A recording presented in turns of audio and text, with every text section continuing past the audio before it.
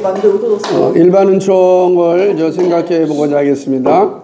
일반 은총은 아브라함 카이퍼가 가지고 있는 아주 중요한 이론 가운데 하나인데, 그는 일반 은총이라는 두꺼운 책을 2권 썼습니다. 이게 1권이고, 이게 이런 두꺼운 책이 2권이나 됩니다. 그래서 일반 은총 1권에서는 이제 이론적인 걸 충분히 다루고, 2권에서는 매우 실질적인 것도 많이 다룬다고 읽고 있습니다. 근데 우리나라에 번역되었다라는 게 이제 번역된 게 얼마 되지 않은 거예요. 그래서 그만큼 이 아브라함 카이퍼에 대한 이야기들이 그동안에는 이 여러 학자들에 의하여서만 소개되었다고 한다면, 이제 본격적으로 이번에 책이 번역되어짐으로 사람들이 이거를 공부할 수 있게 되었다라고 하는 것입니다. 한국어판은 언제 번역되었냐면 2017년에, 그렇죠? 근데 왜냐면 이 일반 은총의 영역본이 2015년에 이게 되다 보니까 이제 2017년에 화론에서 직접 한 게 아니고 이거 아마 영역본에서 번역한 것 같고요. 그리고 나중에 이제 보긴 하겠지만은 일반 은총에 대한 시작점은 아브라함 카이퍼가 이제 자유대학을 설립하면서 했던 그 강연에서 영역주권이라고 하는 매우 중요한 강연에서부터 이제 또 볼 수가 있는 것입니다. 그리고 미국에서 가장 강력한 제자들인데, 우리는 이제 아브라함 카이퍼를 갖다가 신칼빈주의자라 그럽니다. 신칼빈주의자의 충실한 제자라고 할 수 있는 리차드 마우라고 하는 사람이 일반 은총에 대한 관점을 충실히 따르고 있습니다. 그리고 화론에서는 이 한스 로크마커라고 하는 사람이 옛날에 아브라함 카이퍼 박물관 관장이었어요. 프란 셰퍼야 절친이기도 하는데, 그러니까 이런 분들이 가지고 있는 현대예술에 대한 일반 은총적 이해를 가지고서 기록을 하였다라고 볼 수가 있고, 또 마찬가지로 이제 그런 측면에서 이 문화에 대한 이해도 이 아브라함 카이퍼의 영향력이 깊이 담겨져 있는 책입니다. 우리 교회에 와서 강연하셨던 분이죠. 김은덕 목사님이 쓴 책, 우리 다 읽어봤죠? 그래서 한국교회를 위한 카이퍼의 세상 읽기라고 하는 이 책도 아브라함 카이퍼가 가지고 있는 일반 은총에 대한 전제위에서 이거를 쓰고 있다라고 하는 것을 보게 됩니다. 그러니까 알게 모르게 많이 이제 화제되고 있는 겁니다. 그러나 이 아브라함 카이퍼의 생각만 화란에서 중심적인 이론은 아닙니다. 아브라함 카이퍼가 일반 은총을 이제 발표하고 난 뒤에 네덜란드 안에서도 많은 논쟁이 있었는데, 그 논쟁에 가장 중요한 사람이 클라스 스킬더라고 하는 그런 사람입니다. 클라스 스킬더는 일반 은총을 가장 적극적으로 비판한 사람입니다. 스킬더와 아브라함 카이퍼의 차이는 문화가 어디서부터 시작됐느냐라고 하는 거죠. 아브라함 카이퍼는 타락 이후로부터 재창조 시기부터 문화가 시작됐다고 본다면, 또 스킬더는 그러지 않고 창조의 산물이다 이렇게 보기도 하는 관점들이 있기 때문에, 물론 명확하게 그렇지 않다라고 또 주장하는 분들도 있습니다. 그래서 이 부분이 있고, 한국에 왔던 고재수 교수라고 하는 사람입니다. 고신대학교에서 선교사로 오셔서 강의하셨던 분이 이 클라스 스킬더의 그리스도와 문화를 아주 충실하게 잘 증거해서, 이분들 입장에서는 아브라함 카이퍼의 일반 은총론에 대한 비판이 있죠.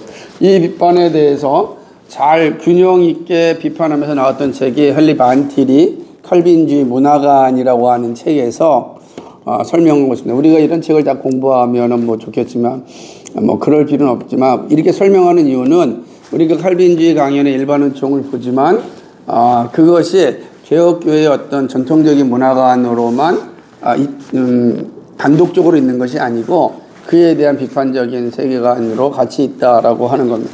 그래서 최근에 이제 그 고신대학교의 김재훈 교수, 왜냐하면 클라스 스킬더는 주로 저기 부산에 있는 고신대학, 신학조는 고신 측에 가장 영향을 줬기 때문에 그 학교랑 이렇게 연관이 되어 있어서 거기에서 가르쳤던 카이퍼 그리고 이제 스킬더에 대한 문화관을 잘 이해했는데 최근에는 이 두 사건을 통해서 나타나는 내용 중에 데이비드 반 드루넨이라고 하는 사람이 이제 이 스킬더나 아브라함 카이퍼의 어떤 그 문화관을 좀 새롭게 이 시대의 언어로 만들어갔던 사람이 반 드루넨입니다. 두 나라 국민으로 살아가기인데 특별히 자연법과 두 나라에 대한 이해가 매우 중요한 이 사람의 책이 되어 있습니다.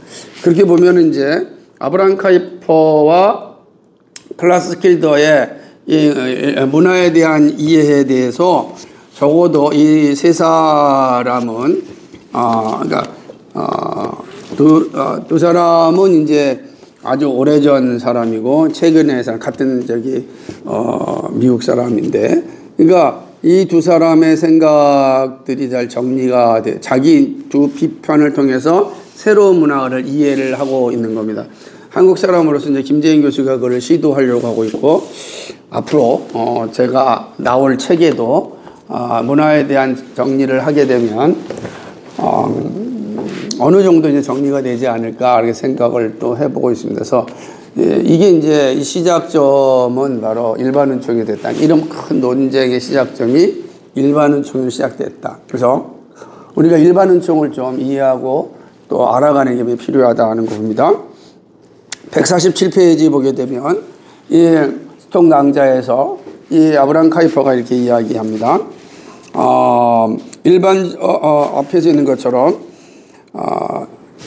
구원론에 대한 일반적인 원리를 얘기하는 거예요.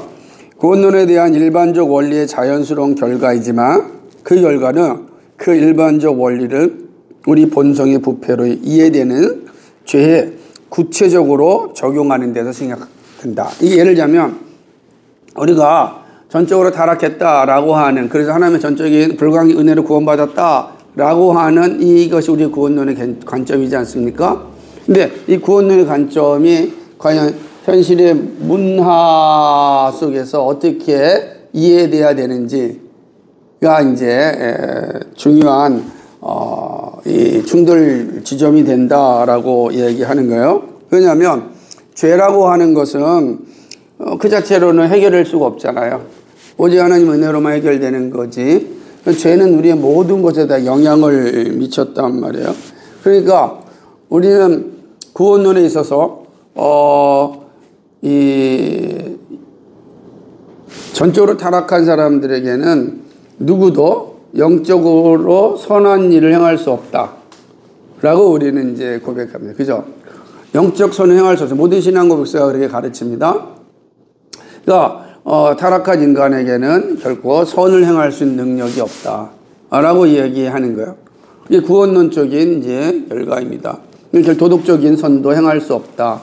라고 영적인 선을 행할 수가 없는 것이다. 라고 하는 거죠. 그런데 문제가 뭐냐면 일반적인 선이 있느냐라고 하는 거예요. 그죠? 그렇다고 한다면 일반적인 선이라는 게 정말 없냐? 있냐? 이런 이제 논쟁이 되겠죠. 그 두 싸움이 바로 이제 아브라함 카이퍼와 클라스 스킬더의, 그러니까 아브라함 카이퍼와 클라스 스킬더는 그 지점에 있어서 선명하게 자기 문제를 이야기하고 있는 겁니다.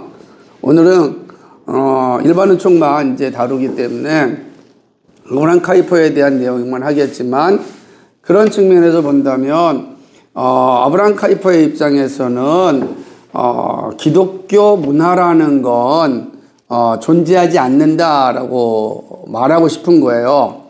이제 나중에 보면. 그러나 반면에 클래식은 아니다. 기독교 문화가 있다. 이렇게 보는 겁니다. 그래서 질문을 던졌을 때 아니 기독교 수학이라는 게 있느냐. 그러니까 있다 없다 이렇게 나오겠죠. 기독교 수학.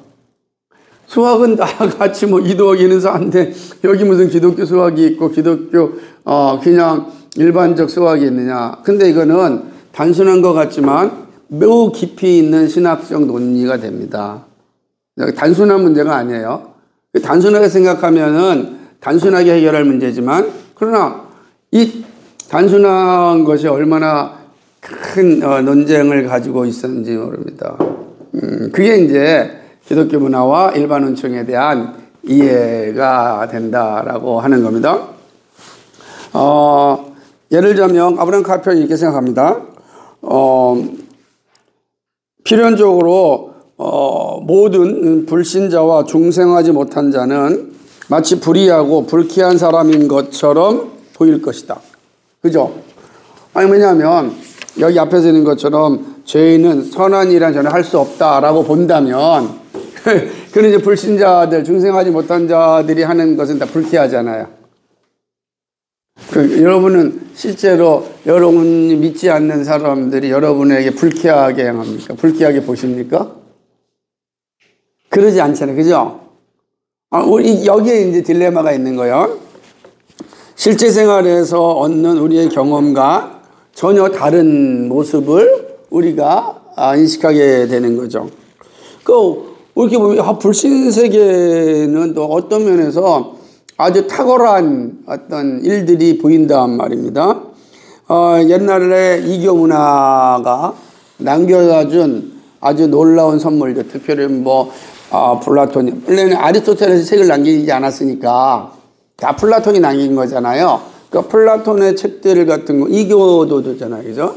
근데 이 플라톤의 책에서 얻는 유익이 정말 많단 말입니다.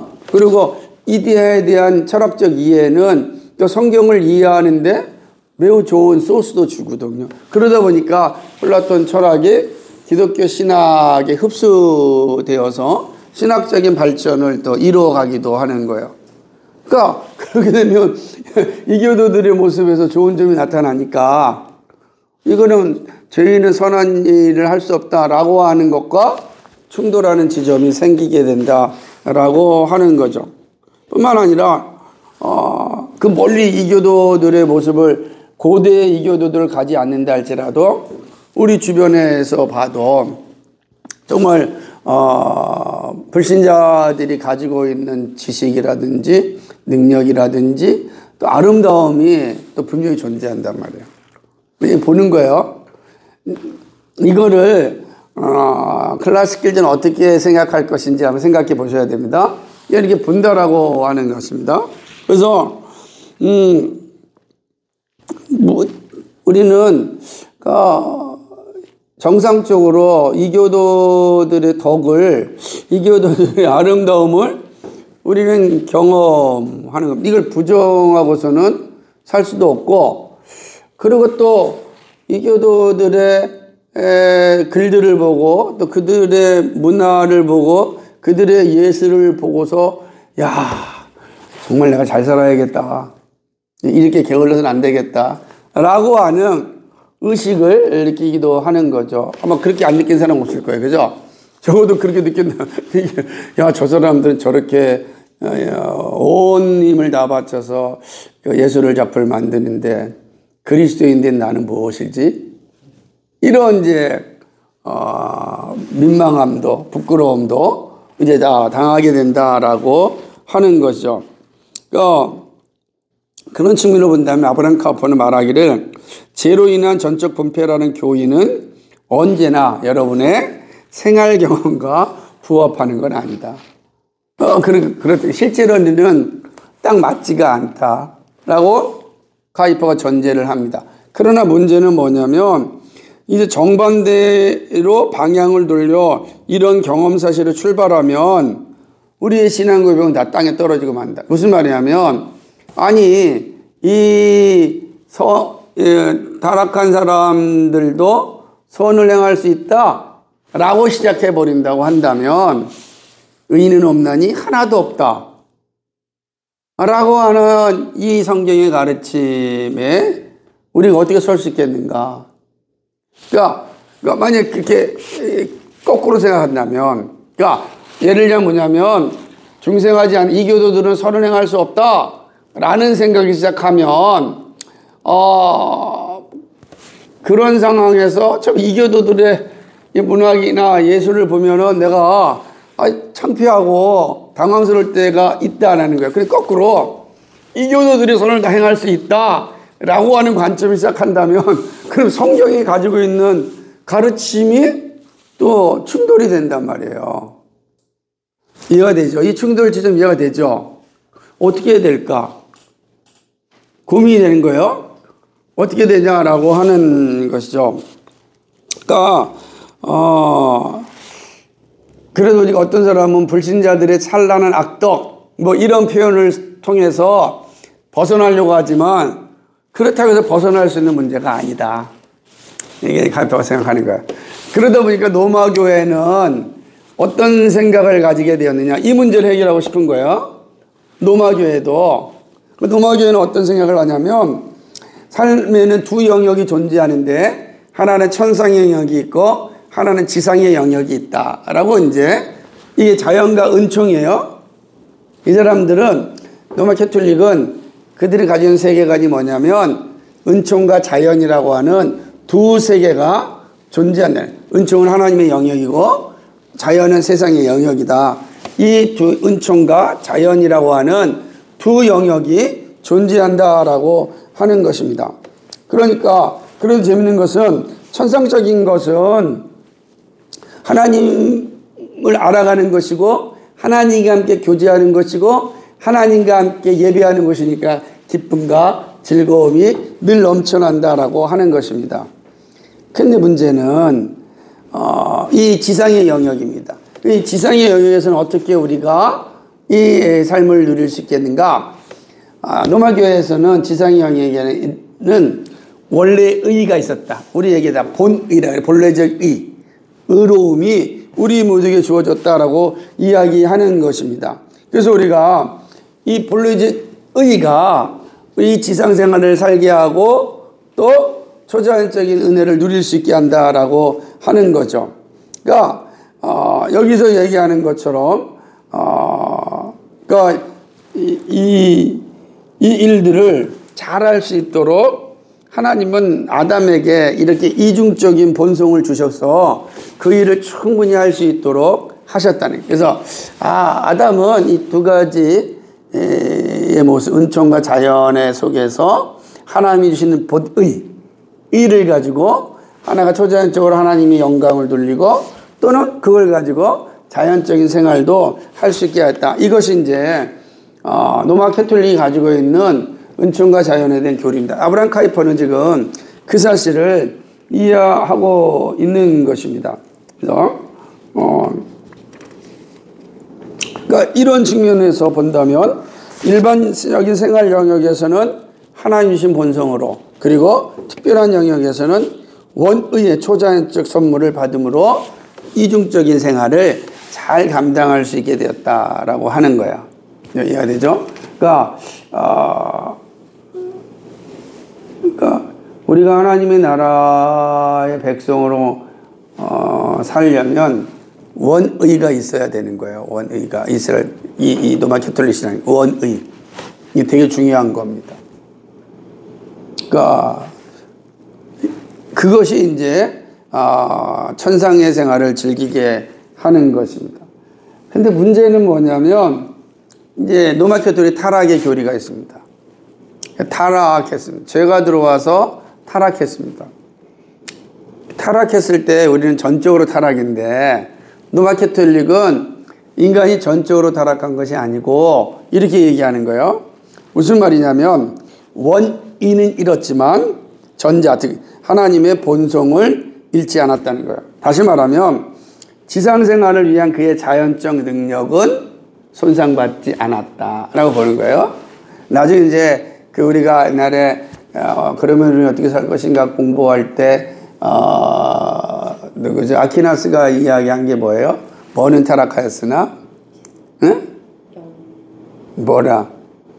그러니까 우리의 의지는 다 타락하였으나 우리의 이성은 타락하지 않았다라는 거죠. 그러니까 불완전한 타락론을 가진 거죠. 그러니까 그 원리가 이제 여기에 포함되는 건데 원의. 그래서 하나님을 알고자 하는 그 의지, 그 의는 타락을 하였어요. 그죠? 그럼 이제 구원은 뭐예요? 이 원리의 회복이 되겠죠? 그런데 자연적인 능력은 타락하지 않았다. 라고 볼까? 자연적인 능력이 타락하지 않았으니까 이 땅에서 자연적인 능력을 가지고 얼마든지 살 수 있다라고 하는 거죠. 그러니까 아담의 자연적 재능은 타락 이후에도 그의 소유로 남았죠. 이는 타락한 사람이 종종 자연적인 생활 질서에서 탁월함을 보여주는 이유다. 이렇게 이제 로마 캐톨릭 교회가 가지고 있는 것입니다. 그러니까 이런 인간에 대한 이해 위에 로마 캐톨릭이라는 것이 세워져 있는 거예요. 그래서 은총의 영역과 자연의 영역이 있고, 은총의 영역이 타락했지만 자연의 영역은 여전히 탁월하고 존재한다라고 하는 거예요. 그러므로 이 은총의 영역은 이제 그리스도의 피로 말미암아 회복되면 되는 거지. 그러니까 이제 마음껏 자연 세계를 다 가지고 있다라고 하는 거예요. 근데 아브라함 카이퍼는 이 부분에 대해서 이 체계가 가지고 있는 문제점을 이제 제시를 합니다. 크게 두 가지 잘못인데 149페이지 마지막 단락에 보면 이렇게 합니다. 한편으로 이 체계는 깊은 성경적 죄 개념이 빠져 있고, 다른 한편으로는 그 죄 개념이 도달하는 인간 본성에 대한 평가 절하로 인하여 오류에 빠진다. 그러니까 이원론을 되죠. 그러니까 그릇된 이원론이 사실은 로마 캐톨릭에 가지고 있는 그 체계에 대한 비판이다라고 하는 거죠. 그래서 재밌는 것은 이렇게 얘기하는 거죠. 앞에서 사육제에서 이야기했듯이 사육제 동안 세계는 아주 충분히 막 축제를 즐기고 막 향유하잖아요. 왜? 그런데 뭐예요? 그 이후에는 이상을 구제하기 위하여 더 높은 생활형으로 영적인 어떤 고향을 막 높이는 거죠. 이게 뭐 하는 거예요? 그죠? 그러니까 이런 게 이원론적이 됐다. 그래서 이런 이유 때문에 성직자는 독신으로 지상적 유대를 끊고 평신도보다 좀 더 높은 자리를 차지하는 거죠. 그러니까 결혼이라고 하는 게 뭐예요? 육신적인 생활이에요. 그러니까 이거를 끊어버리는 거예요. 모든 사람들은 다 육신적 결혼도 하고 그러는데 성직자는 결혼하지 않아요. 그럼 뭐예요? 좀 더 뭐라고 생각하는 거예요? 영적인 사람이라 생각하는 거지. 이해가 되죠? 그러니까 그런 걸 이제 이원론적으로 생각을 하는 거예요. 육신적인 게 끊으면 영적인 사람이 되나? 라고 하는 건데 그렇게 만들어 놓은 겁니다. 또 지상적 소유를 버리고 자신의 의지를 희생하는 수도사는 윤리적으로 누구보다 높다? 성직자보다 높은 거야. 그러니까 평신도보다 누구죠? 성직자보다 수도사가 더 높은 거예요. 더 재밌는 건 뭐냐면 이 수도사보다 더 높은 신앙이 뭐냐면 고행자를 얘기하는 거예요. 동굴에 들어가 가지고서 깊은 수행을 한다든지 이런 거죠. 이걸 얘기하는 거죠. 그러니까 지상생활에서부터 좀 더 단절이 심할수록 이 사람은 어떤 사람이다? 매우 영적인 사람이다 라고 이해한다라고 하는 거죠. 그러니까 여기 보게 된다면 그러니까 수식적으로 계속 올라가는 거예요. 수식적으로 거룩함이 올라가게 된다는 거죠. 그러면 문제는 이렇게 돼요. 교회가 찬성하지 않고 돌보지 않는 것은 모두가 저급한 것으로 이제 간주가 되는 거죠. 예를 들자면 또 재밌습니다. 세례의 축신, 귀신 쫓아내는 거예요. 이 저급한 것들이 실제로 거룩하지 않은 것을 뜻함을 이제 말해주는 거죠. 다 이게 귀신 쫓아냈으니까 이게 사실은 되게 높은 거룩하지 않다라고 하는 거죠. 그러다 보니까 여기 보면 그리스도인은 지상적 사물의 영역을 연구하는 게 아님이 분명합니다. 그러니까 청상적인 영역의 것들을 명상하고 묵상하고 찾아내는 거예요. 그래서 우리가 예를 들면 중세시대 초기에 그림을 봤을 때 그 그림에 뭐가 없었다고요? 자연이 없었잖아. 자연을 탐구하는 건 거룩한 게 아니니까. 그래서 우리는 그 성인들의 그림들을 보면은 다 그냥 후광이 있고 발 같은 거는 다 구름 위에 다 떠 있고 라고 하는 것은 다 이런 의미를 가지고 있다 라고 보는 거죠. 그래서 문제가 되는 거죠. 그러니까 타락한 사람의 도덕적 상황에 대한 이런 개념을 사실은 칼빈주의는 원칙적으로 반대한다라고 하는 거죠. 그러니까 천상적인 것에만 집중하고 지상적인 것은 가치롭게 여기는 이런 생각들. 그러니까 문제는 로마 캐톨릭이 가지고 있는 자연과 은총과 자연이라고 하는 세계관을 통해서 그들이 늘 추구했던 것은 은총의 영역에 대한 어떤 탐구고 묵상이지. 지상의 영역이라고 하는 것은 저급한 거니까. 저급한 거예요. 우리는 은총의 세계를 향하여 달려가야 되지. 자연의 세계에 대하여서 달려갈 필요가, 관심을 갖는 게 아니다. 그러다 보니까 이제 그 교회의 체계도 이렇게 만들어 놓고. 그러면 자연스럽게 이 자연의 세계는 저급한 것이 되는 거죠. 그러다 보니까 갈릴레오 같은 사람이 그렇게 이제 비판을 받는. 자연의 세계의 원리를 발견했는데 무슨 소리냐? 우리가 명상하고 묵상하고 고행할 때 보니까 지구는 그런 게 아니다. 이렇게 생각하면 이제 완전히 어느 게 더 위에 있어요. 이미 성직자들의 말이 위에 있는데 지금 땅을 연구하는 사람들의 말이 아무리 합리적이라 할지라도 이 영역 밑에서 폐기되는 거죠. 이게 이제 은총과 자연이라고 하는 이 사람들이 가지고 있는 세계관이다라고 하는 거죠. 그러니까 완전히 다른 거죠. 죄는 전적으로 타락한 거지. 그러니까 모든 죄의 개념 전적으로 타락해서 우리가 고행한다고, 수도를 쌓는다고, 결혼을 안 한다고 거룩해지는 게 아니다는 거죠. 그러니까 구원에 이르는 방법도 다르고 죄의 개념도 이게 이제 문제가 되는 거예요. 이 사람들이 가지고 있는 타락 개념이 이해가 되죠? 오케이? 자, 칼빈주의는 그렇게 보지 않는다.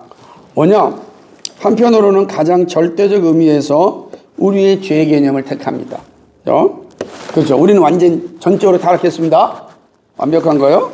다른 한편으로 일반 은총 교의로 타락한 사람 안에 있는 선한 것을 설명함으로 반대. 여기에 이제 아브라함 카이퍼의 생각이 나오는 거예요. 자, 그러면 어떻게 할 것인가? 그러니까 우리 전적으로 타락했다. 타락했는데 그래서 우리는 우리 스스로 구원에 이를 수가 없다. 선을 행할 능력도 없다. 고행을 한다고 해서 구원받을 수도 없다. 이게 분명하다는 거야. 이거를 인식해야 된다. 그러나 무슨 말이냐면 일반 은총이 이 타락한 세상 가운데 작동한다는 거야. 칼빈주의에 따르면 성경에 전적으로 일치하여 억제되지 않고 구속되지 않은 죄를 그대로 두면 곧 홍수 이전 시대에 보였던 것에서 유추할 수 있듯이 인간 생활에 완전한 타락이 생길 것이다.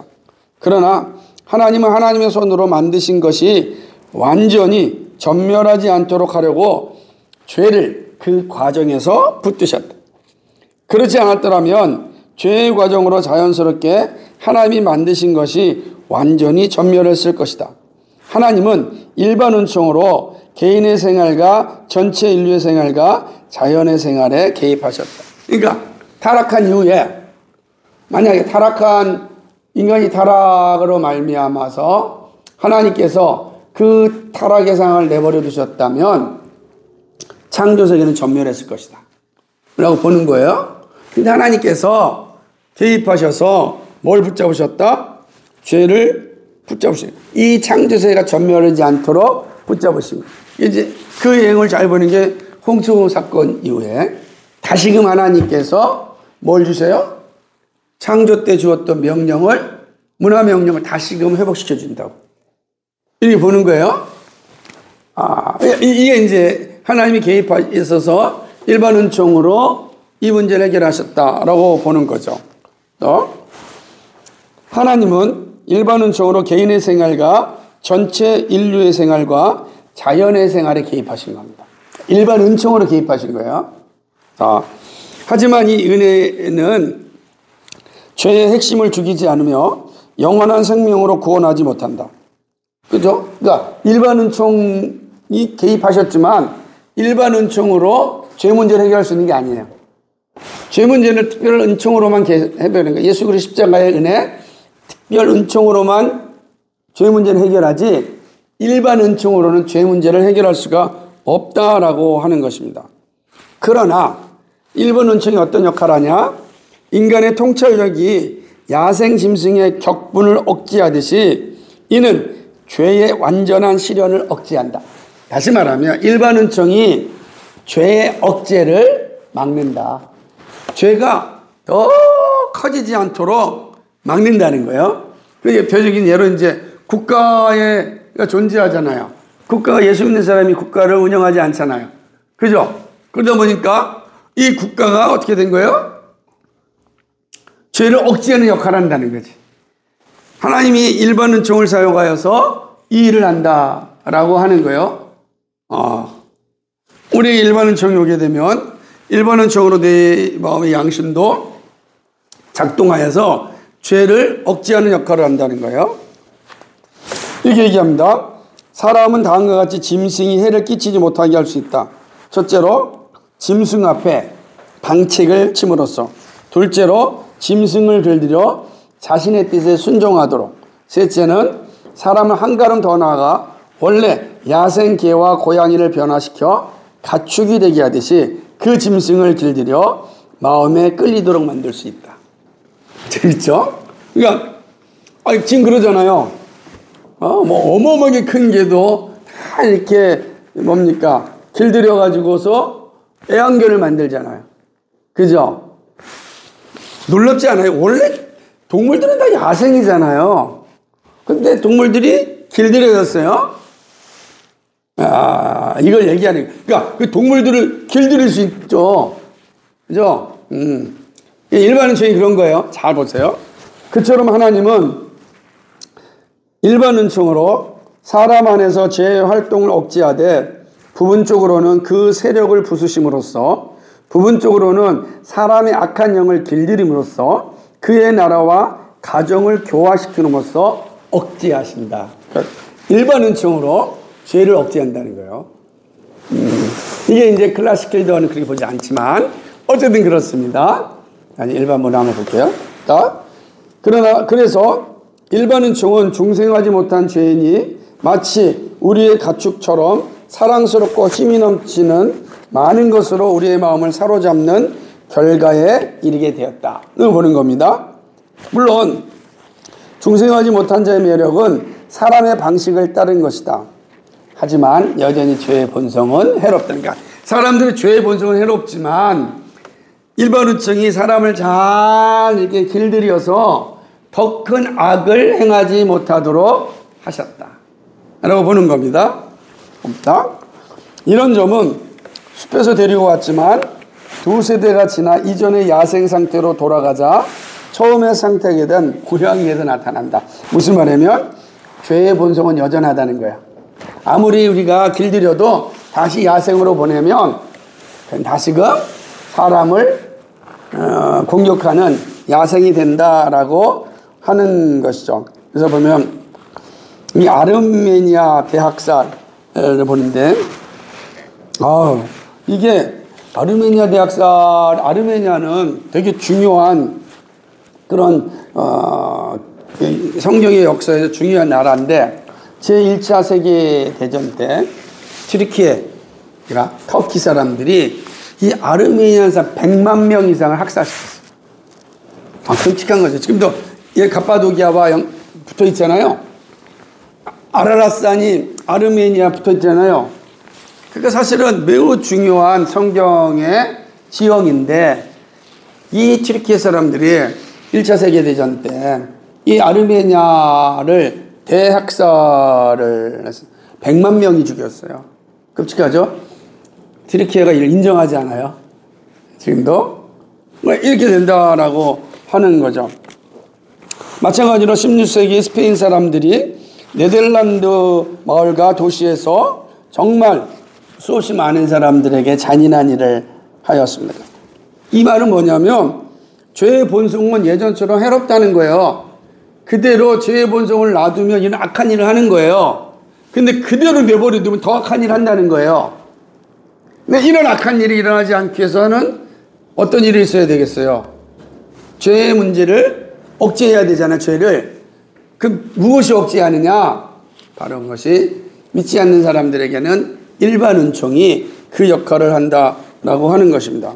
그래서 악이 표면에 나타나지 않거나 온갖 끔찍한 모습을 드러내지 않는 곳에서 우리는 그것을 우리 본성이 그다지 심각하게 부패하지 않았다고 하지 않고 일반 은총으로 불꽃이 연기나는 불로 번지지 않도록 막으시는 하나님께 등을 돌린다. 그러니까 일반 은총이 악한 본성이 불타오르지 못하도록 억제하셨다 라고 하는 것이 이 아브라함 카이퍼가 생각하는 내용이다라고 하는 것이죠.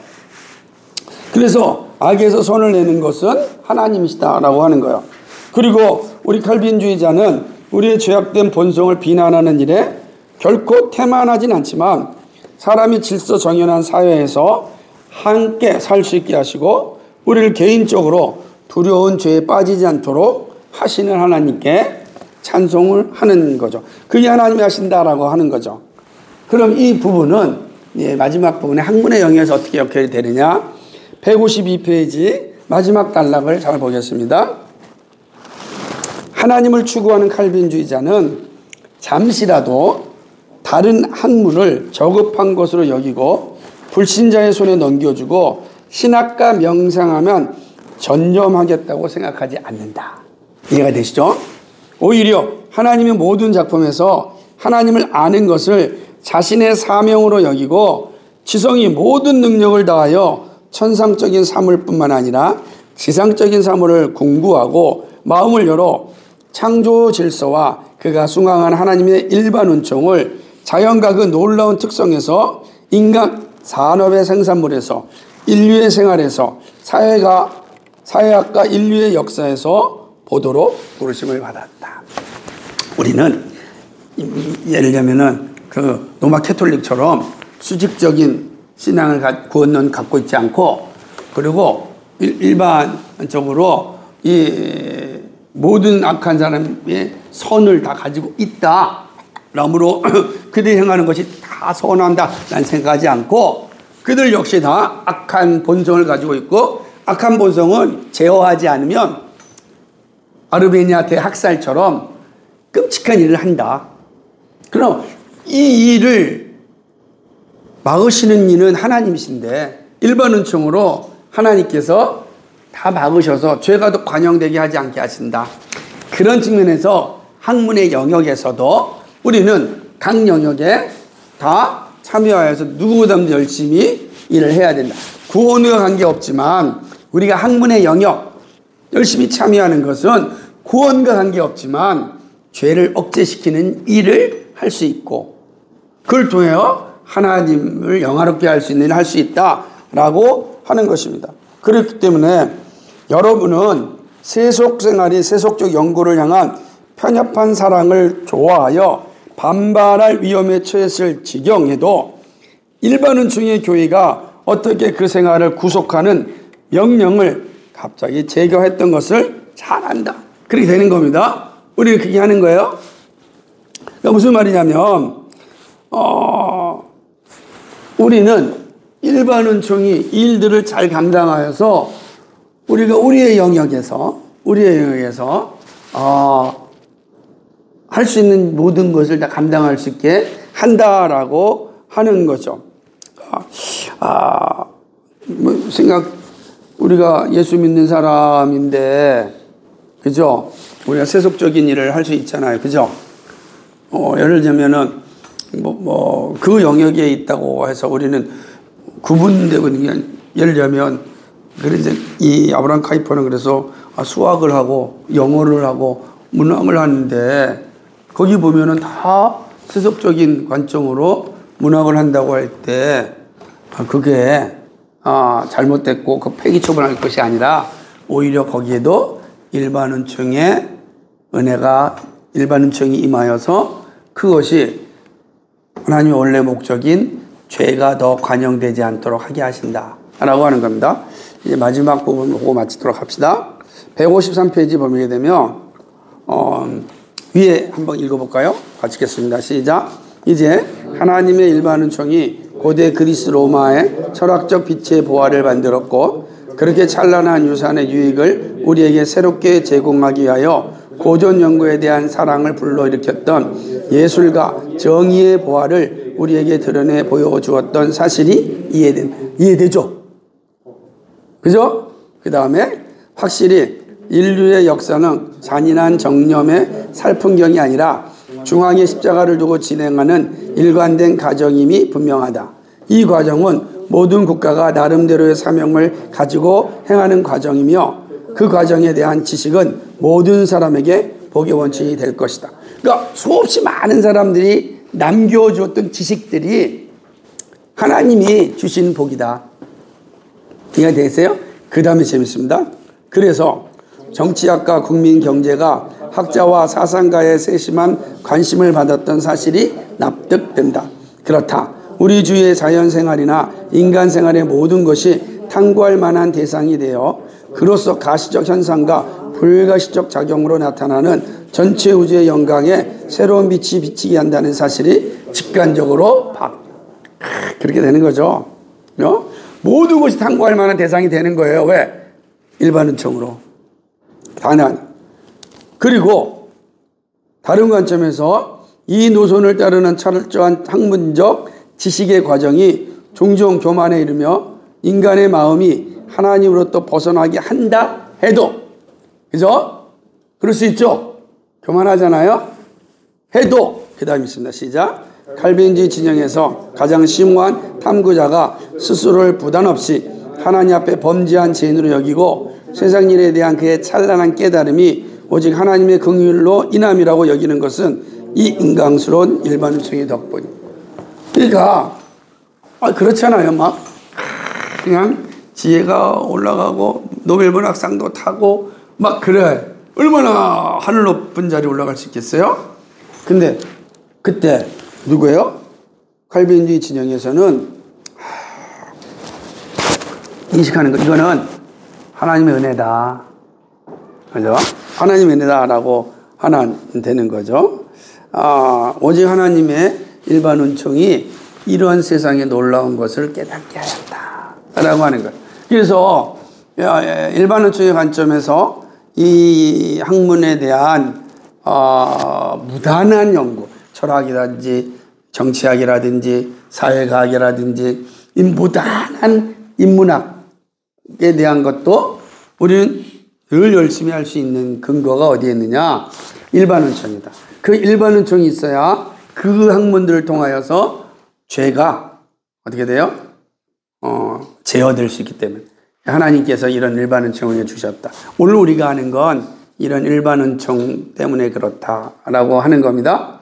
이게 아브라함 카이퍼 생각이에요. 그런데 이 생각에 대하여 이제 그거는 오히려 성경이 가르치고자 하는 신앙고백에서 가르치고자 하는 것에 좀 충돌을 일으키는 건 아니냐라고 나타난 클라스 스킬더의 견해도 우리는 한번 좀 생각해 봐야 됩니다. 그 다음에 한번 생각해 보도록 하겠습니다.